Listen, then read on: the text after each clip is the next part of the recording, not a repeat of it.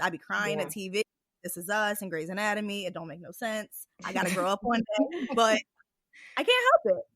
I think that one of the things for me is the fact that there's just so much uncertainty. There's a lot of uncertainty with everything going on. And kind of like Toya mentioned, even going to the store. So there was one day, I swear, I felt completely fine. And then once I went to the store and then I went to another store, when I left, I felt so overwhelmed. And I guess at the risk of oversharing, I broke down. I got to my mother-in-law's house and she opens the door and she's like, "What's wrong?" And I'm like, "I don't know." And tears are streaming down my face. And then she calls my husband. She's like, "You're going to have to come get her." I was like, this is so embarrassing. But at the same time, it's not embarrassing. The world is heavy right now. Yeah. And I think that being able to acknowledge the fact that things are just too much sometimes, right? Sometimes you can go from 0 to 100 with your emotions and you have to be okay and live in the moment. But hopefully there are people around you who, number one, can sense that they need to check on you. It's funny because that same day, I think Toya checked in and then Jen checked in like, "Hey, how's everyone going?" Almost like clockwork. What are the odds of that? I think sometimes the universe sends you what you need when you need it. And I am blessed enough to have a bunch of people around me who are always checking on me, and probably because I always check on them. I think that it's also important to reciprocate it where you can. But I do think it's a lot easier to say things like that when you have a network of people and you have a village. Sometimes I worry about the people who might not have that strong force surrounding them. So I read an article today and it was talking about this man who took his life because he was by himself. I think that it really, really is. Oh my goodness. And I think that we have to make sure that we're checking on each other. We cannot, and in this time of, having to be separate, we have to be separate but apart at the same time. I mean, separate but together at the same time. So for me, I just know that it's rough some days, but I try to make sure that I am aware of the things that I am blessed with, but also check on your friends. Check on your friends. They need you. Even your strong friends. Your strong friends are probably the ones who need you the most. The ones who you are constantly relying on to be strong. You just never know what people are going through. You have to be aware and just do what you can when you can, but also know it's okay to not be okay. Oh yeah, like it's okay to not be okay, because sometimes I'm not okay. That's what I've been getting comfortable at, being not being okay, because I'm used to just having everything just together, and people will say that like you got it all under control, you got it all under control, you got it all together, and I'm okay with falling apart right now because no, I don't. This is brand new for all of us. We don't know how to manage it. Like it sucks, and then as mothers, we're sitting up here trying to figure out how best to communicate what's going on with our children, still keep them extremely engaged with their schoolwork because y'all still got to pass. Little teeny tiny things that could just make you blow up. Like if you put one more dish in that sink, I'm gonna snap. But you have to realize, that it's just life is just different for them right now. Like they're home all day, and it's just like, okay, well, I'm hungry. I'm gonna eat because my body wants to eat. They can navigate in that space right now because they're kids. Just like whatever my needs are, I'm gonna go ahead and go with it and fulfill those needs and go into the next thing. All right, but we have to give them that permission to do that. Everything you said, I think, is something we all can connect with. It's tough right now, and then for the folks, unfortunately, who are being faced with furloughs and layoffs, it's tough. It's something that we're fortunate enough not to have to experience. But in the past week, I've had people close to me who thought they were still secure be met with a different conversation and have different levels of furloughs and unsurety that goes with that. So there's so many different spaces to tap into because, like you said, you don't know what people are actually going through, and then we don't share everything, right? Because again, at the risk of oversharing. But now, I mean, what do we have to lose? We have Nothing. literally nothing to lose at this point, because people are losing like their lives, their jobs. Right. Like, okay, let's just put it all out there. Right. For me, for me to cope through or get through anything, I have to read. I have to do research. I have to give me some tactical steps. Give me words. Give me science-backed expert knowledge, so I can know that whatever I need to activate will work. It has worked for other people. So on that, there's a website called Coursera, and I think a lot of people are familiar with it. You could just go in there and do free courses. They have like a 4-week thing. You could just read through and take it's a couple different readings and then a couple videos. And the one course is called Mind Control: Managing Your Mental Health During COVID-19, and it's presented by the University of Toronto. The first week, the subject matter is the machinery underlying anxiety and how to control it. Second week is managing anxiety by managing your environment, and I think that is super key. Like, even with social media, like, I'll have to step away from it, log out or something, because some people are just really goofy, and I might not be in a goofy mood right now, and then some people are too serious, and I might not be in a serious mood right now, so I have to figure out what I'm going to allow myself to ingest. The third week, it says understanding and managing the efforts of isolation, which is, to your point, the guy who took his life, like, it affects everyone differently. So we don't really know. I'm an introvert, so I'm different from you. I'm like, okay, but I don't know how it's going to affect me next week when my children aren't even here. Like, I don't know who I'm going to be by the end of the week. So good luck to y'all when I'm in your home. Like, oh my God. We'll be here. It's okay. And we're going to jump on a Skype. It's fine. It'll be like 3:15 a.m. I'll be up. I'll be up too.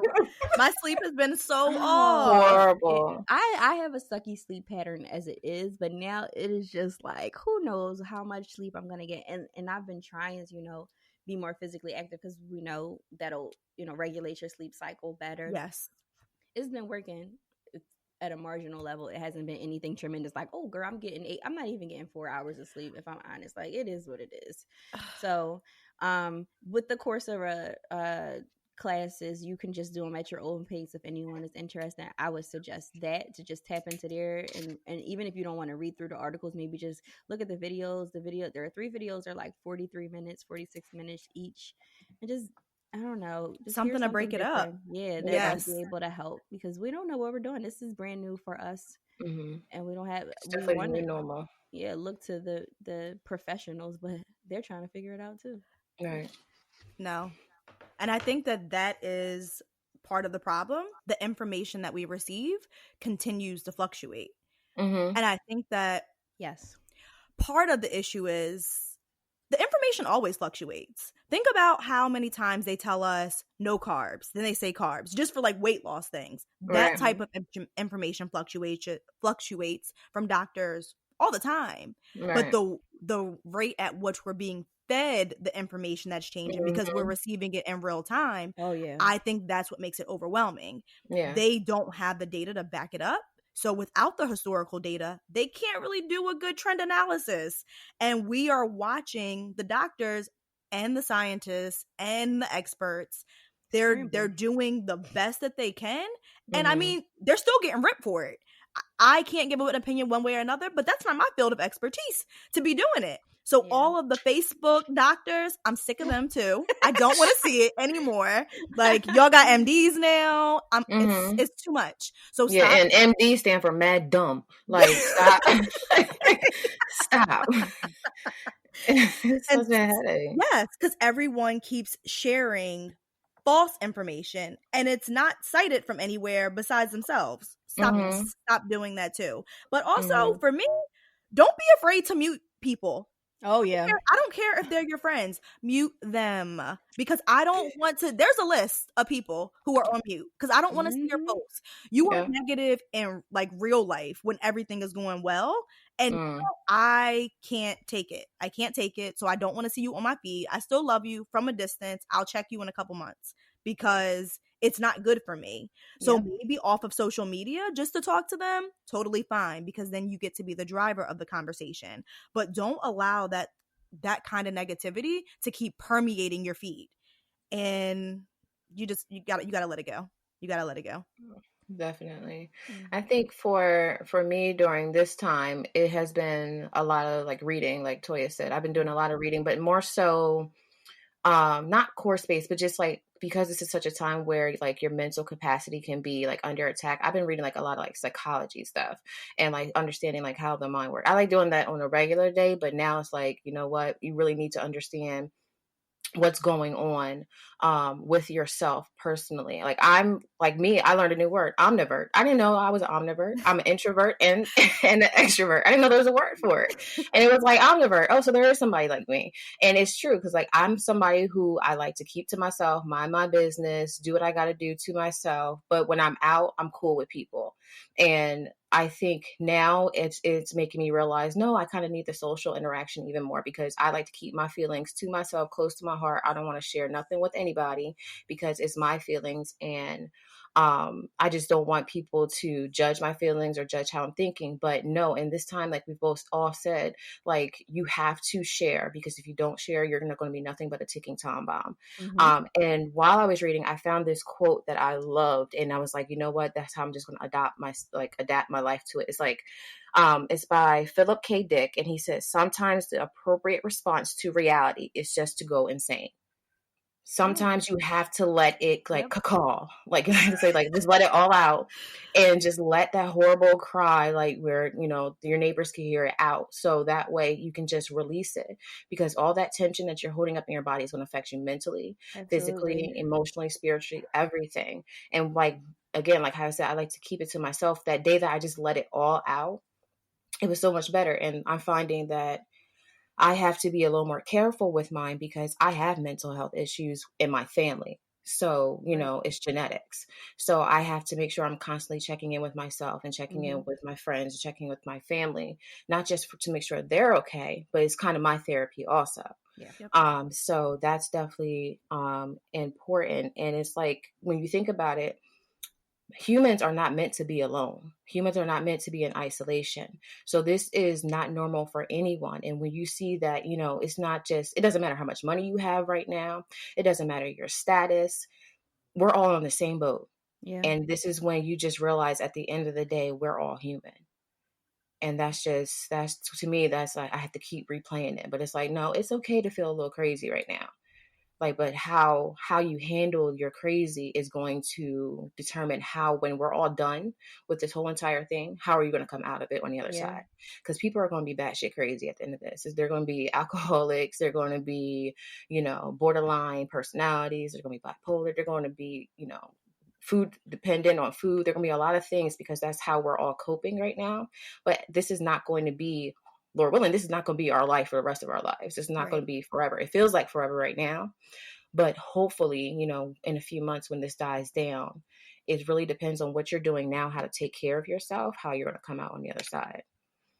Totally agree. And I think that the other special circumstance for us is all three of us are mothers. So not only are we having to cater to our own mental health, but we still have to cater to the mental health of our children. And even though we want the kids, of course, to understand what's going on and the seriousness of it all, the kids are probably scared too. Like, we're scared, but imagine to see your world change in front of you. And I think the only thing that we can really relate it to is 9/11. 9/11, I was in middle school, and I will never forget walking in the hallway and seeing my math teacher in tears. That's when I was like, what is happening? All the adults around you are starting to show that type of emotion and concern and worry. It's frightening because those are your superheroes. Those are the people that you look up to. So not only are we trying to hold it together for ourselves, but we're trying to hold it together for the kids, make sure that they still feel heard and they still feel seen, and that even though they're out of routine, they try to keep some semblance of a routine as well. I think that is important. People have to remember, even though the kids are frustrating, I think that we all do a really good job of making sure that we are patient with them. And sometimes it's just space. okay, go to your room. Like Yeah. that's